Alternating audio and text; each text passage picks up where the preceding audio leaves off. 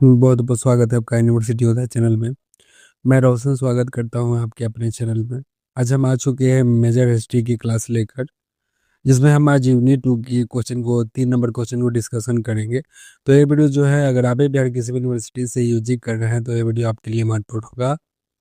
ये जो है हम जो है मेजर के सब्जेक्ट जो है हिस्ट्री के करा रहे हैं, इसको कंप्लीट होने के बाद फिर हम जो है MIC MDC पूरी क्लास इसी चैनल पे आपको मिलेगा। अगर अभी हमारे चैनल पे पहली बार आया है तो चैनल सब्सक्राइब कर लिया और बेल आइकन दबा दे, ताकि आने वाले जो हर नई वीडियो को जो नोटिफिकेशन है वो सबसे पहले आपको मिलेगा। चलिए, तो आज बिना टाइम वेस्ट किए हम आज की जो है आपकी पहली क्लास शुरू करते हैं। आज जो है आपका पहला क्वेश्चन है, बौद्धिक काल की सामाजिक व्यवस्था को संक्षिप्त वर्णन करें। ठीक है, तो जो है ये आपका सॉफ्ट क्वेश्चन है। ये जो है ये 5 मार्क्स का आएगा। ठीक है, ये 5 मार्क्स का क्वेश्चन आज हम कराएंगे, तो आप ध्यान रखिएगा। 5 मार्क्स का जो है क्वेश्चन है ये होगा। तो समझिए, बौद्धिक काल में प्राचीन भारतीय इतिहास का एक महत्वपूर्ण काल था। इस समय जो है समाज की संरचना सुव्यवस्थित और संगठित थी। बौद्धिक समाज की व्यवस्था मुख्यतः पूर्ण व्यवस्था, परिवार व्यवस्था, विवाह प्रणाली तथा स्त्रियों की स्थिति पर आधारित थी। इन व्यवस्थाओं के कारण समाज में अनुशासन और संतुलन बना रहता था।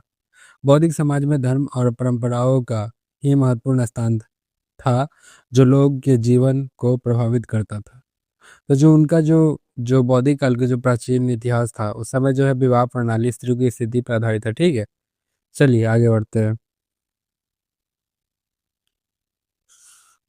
अब आगे हम समझेंगे वर्ण व्यवस्था क्या कैसा था। तो बौद्धिक समाज में सबसे प्रमुख व्यवस्था वर्ण व्यवस्था थी। समाज को 4 वर्णों में विभाजित किया गया था।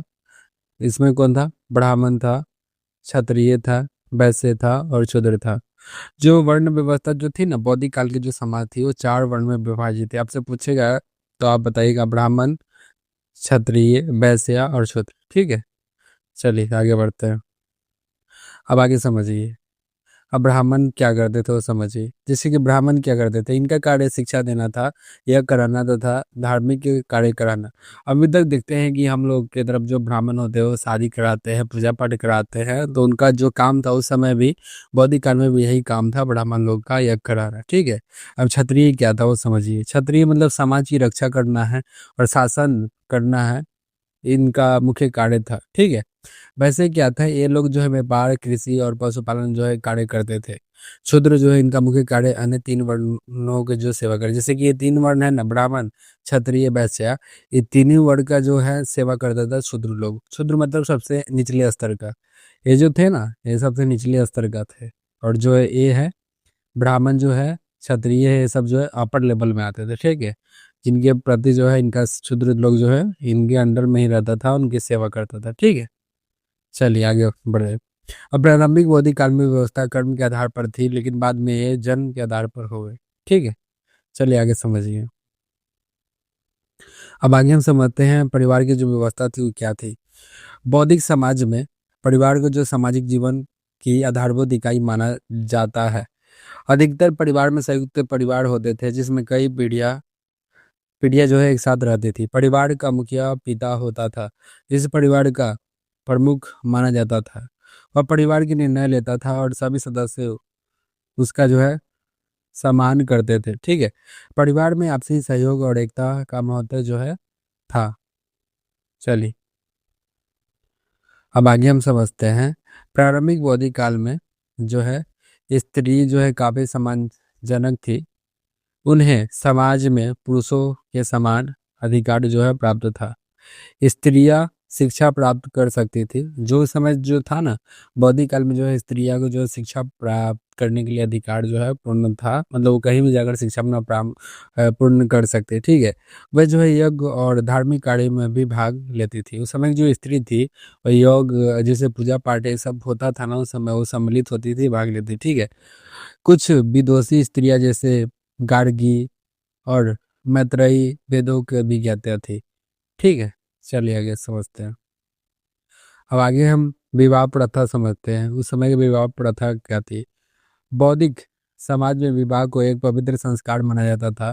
विवाह का प्रमुख उद्देश्य परिवार की स्थापना और समाज की निरंतरता था। सामान्यतः एक पत्नी प्रथा प्रचलित थी। विवाह धार्मिक रीति रिवाजों के अनुसार संपन्न होते थे और समाज में विवाह को बहुत महत्व दिया गया था। जैसे कि उस समय जो जो सामाजिक विवाह थी उस समय पवित्र संस्कार माना था। ठीक है, विवाह का मुख्य उद्देश्य परिवार की स्थापना करना था। ठीक है, और एक पत्नी प्रथा प्रचलित थी। विवाह धार्मिक रीति रिवाजों के अनुसार, जैसे कि अभी का अरेंज मैरिज होता है ना, उसी उसी अरेंज मैरिज जो अभी का होता है उसी के अनुसार जो है पूरा रीति रिवाज के साथ जो है उस समय शादी होता था। ठीक है, चलिए आगे बढ़ते हैं। आगे समझिए। अब जो है इसका निष्कर्ष समझिए। ये जो है 5 मार्क्स का जो क्वेश्चन था, अगर हम जितना बात अब बता रहे हैं ना उतना आप अगर लिखेंगे तो आपको जो है 5 मार्क्स आराम से मिल जाएगा। ठीक है, तो आप जरूर लिखिएगा मेजर हिस्ट्री मेजर में। आज हम आपको बता रहे हैं इस पर बौद्धिक काल की जो सामाजिक व्यवस्था, वर्ण व्यवस्था, पारिवारिक व्यवस्था, स्त्रियों की स्थिति तथा विवाह प्रथा पर आधारित थी। इन सभी व्यवस्थाओं के कारण बौद्धिक समाज जो संगठित था, अनुशासित और स्थिर बना रहा। बौद्धिक समाज व्यवस्था ने आगे चलकर भारतीय समाज की जो है संरचना को भी गहराई से प्रभावित किया। ठीक है, इतना आप लिख दीजिएगा, इसमें आपको 5 मार्क्स मिल जाएगा। और क्वेश्चन को जो है टू द पॉइंट लिखने की कोशिश कीजिएगा, क्वेश्चन से मिलाकर लिखने की कोशिश कीजिएगा, जिससे आपको जो है अच्छा से अच्छा मार्क्स मिलेगा। चलिए हम आगे नेक्स्ट क्वेश्चन की तरफ बढ़ते हैं। आपका जो है अगला क्वेश्चन है बौद्धिक बौद्धिक धर्म की विशेषता क्या है। तो बौद्धिक धर्म की विशेषता समझिए। सबसे पहले इंट्रोडक्शन क्या लिखेंगे आप। बौद्धिक धर्म प्राचीन भारत के सबसे प्रारंभिक धर्म था जिसका वर्णन वेदों में मिलता है। यह धर्म प्राकृतिक पूजा, यज्ञ, देवताओं की आराधना पर आधारित था। इसका मुख्य उद्देश्य मानव और प्रकृति के बीच संतुलन बनाए रखना था। ठीक है, चलिए आगे बढ़ते हैं। अब आगे हम समझते हैं बौद्धिक काल का धर्म में क्या क्या था। जैसे कि उस समय देवता का पूजा होता था, यज्ञ भी होता था, प्राकृतिक पूजा भी होता था। देवता की पूजा में अगर पूछे जाए किनका किनका होता था, इंद्र का, अग्नि का होता था। ठीक है, यज्ञ जो है प्राकृतिक पूजा किसी होता है, सूर्य का, वायु का, जल का। ठीक है, चलिए आगे समझते हैं। अब मुख्य विशेषता समझिए। प्राकृतिक पूजा, जैसे कि ने, नेचर वर्शिप क्या होता था। बौद्धिक धर्म में प्राकृतिक शक्तियों की पूजा होती थी, जैसे सूर्य, अग्नि, वायु, जल, इंद्र इत्यादि आदि की जो पूजा जो है उस समय बहुत ज्यादा होता था। ठीक है, चलिए आगे बढ़ते हैं। अब आगे समझिए यज्ञ। यज्ञ में क्या था। यज्ञ बौद्धिक धर्म का सबसे महत्वपूर्ण भाग था। इसमें हवन करके देवताओं को प्रसन्न किया जाता था। इसमें वर्षा, धन, सुख की कामना की जाती थी। बहु देववाद, अनेक देवताओं की पूजा की जाती थी। हर देवताओं को अलग अलग कार्य था, जैसे इंद्र वर्षा के देवता थे। ठीक है, चलिए आगे बढ़ते हैं। कर्म और धर्म। मनुष्य के मनुष्य के कर्म और मनुष्य के कर्म के अनुसार उसे फल मिलता था। धर्म का पालन करना बहुत आवश्यक माना गया था। मोक्ष की अवधारणा, जीवन मरण के चक्र से मुक्ति को मोक्ष कहा गया है। यह बौद्धिक काल में उत्तर मरण से विकसित हुआ था। ठीक है, चलिए आगे बढ़ते हैं। अब वेदों का महत्व समझिए। उस समय जो है वेदों का महत्व, वेद जो है सबसे प्राचीन जो है ग्रंथ माने जाते थे। 4 वेद कौन थे। ऋग्वेद, यजुर्वेद, सामवेद, अथर्ववेद थे। पुरोहित का महत्व, जैसे कि यज्ञ कराने में ब्राह्मण जो है पुरोहित का मुख्य भूमिका होती थी। ठीक है, उस समय जो है यज्ञ जो है ब्राह्मण लोग कराते थे, तो उनका जो महत्व जो है सबसे ज्यादा होता था। अब निष्कर्ष समझिए। बौद्धिक, जैसे बौद्धिक धर्म एक सरल और प्राकृतिक अवधारणा धर्म था जिसमें यज्ञ, देवता जो है नैतिक जीवन पर विशेष जोर दिया जाता था। यह धर्म आगे चलकर हिंदू हिंदू के धर्म के आधार पर बना और भारतीय संस्कृति की गहराई को जो है प्रभावित किया।